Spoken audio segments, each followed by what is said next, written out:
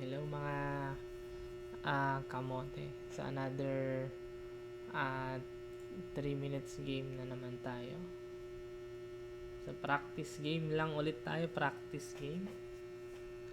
Ayan. So waiting tayo sa ating opponent. So black ngayon tayo. Kalaban natin si Mongol Chaser. Mongolian ata ito. Ayan. So capture. Tapos mangangabayo tayo dito. So nakapin. Ngayon lang natin ito. Capturein din natin. Sabay bishop muna tayo. Para kapag katalo ng kabayo natin, nandun na kagad. Hindi tayo matalunan ng bishop doon. So dito, c5. c5 tayo dito. So break natin yung center. Ayan. So pwede tayo dito.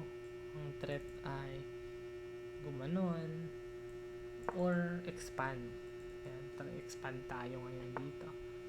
Ayan, so rook lang. Kasi ito yung babakbakan na ngayon natin. Yung pawn ngayon dyan ay magiging backward. Kapag kumapture, ito ay magiging backward pawn. So ayan, capture. So backward na to, pwede na siyang capturein. Ayan, capturein ngayon natin. So capture dito, capture din tayo dito sa kabila. Ayan, so kumapture na. Parang mali pala analysis natin dun, ano? Mga kamote. Siguro bishop muna dito, queen dito, push. Ayan, dugtungan lang muna natin. Bantayan yung rook. Saka mag-bishop dito para umatake naman dito sa side na to. So inatake yung bishop natin, atras lang natin. So pagka tumalon naman dito, ang gagawin lang natin is dadagdagan natin yung pumipressure ngayon sa pawn na to. Ayan. So connect lang mga kamote, ano. Yun yung isang technique para hindi kayo nahihirapan mag-isip sa opening. Siguro mag-bishop dito, tapos gaganon lang din yung bishop natin. So kaya capturein lang natin ito siguro. Yan. Bishop dito, sasagutin lang natin yan ng bishop f6. Didepensahan natin ngayon to.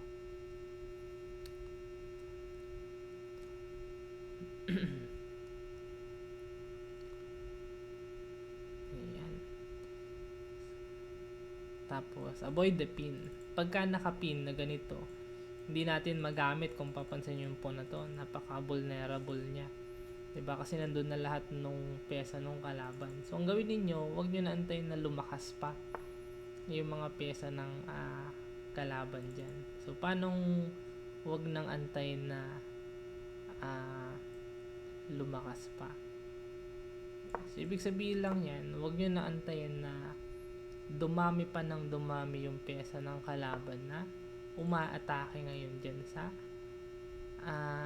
pyesa ninyo na nakapin. Yan, katulad nito nakapin yan. Yan, may maneuver, galing. So umikot yung kanyang Yokababs. Yan, so dito lang din tayo, umikot, galing nung ikot nung niya bishop. Imagine gumano, no, tapos pumunta dun sa kabilang side. So pwede nating capturein or dagdagan lang yung nagpipressure. Takes. So arrow bishop dito, pero check muna natin. So yan, dito lang muna tayo, doon, tapos dito. Ang idea, yan, dito lang, dito tayo pupunta. Yan, dagdagan natin yung maatake dito.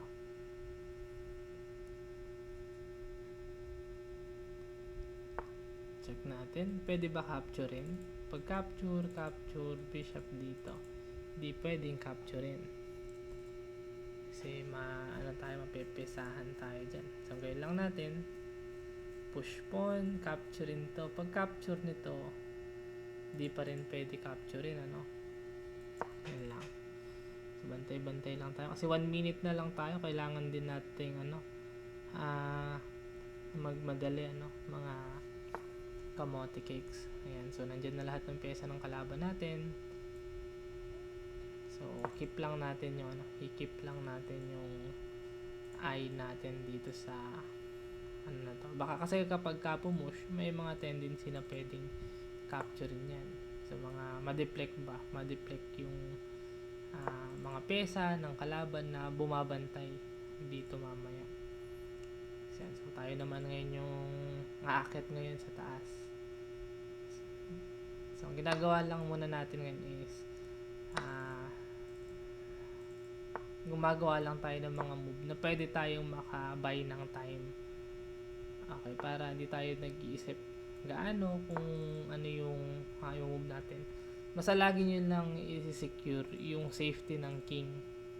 Ayan, wag yung yan, titignan nyo lagi yung safety ng king ninyo. Kung saan din, syempre, nagpupunta yung mga pyesa ng kalaban. Para maiwasan na ma-blunder.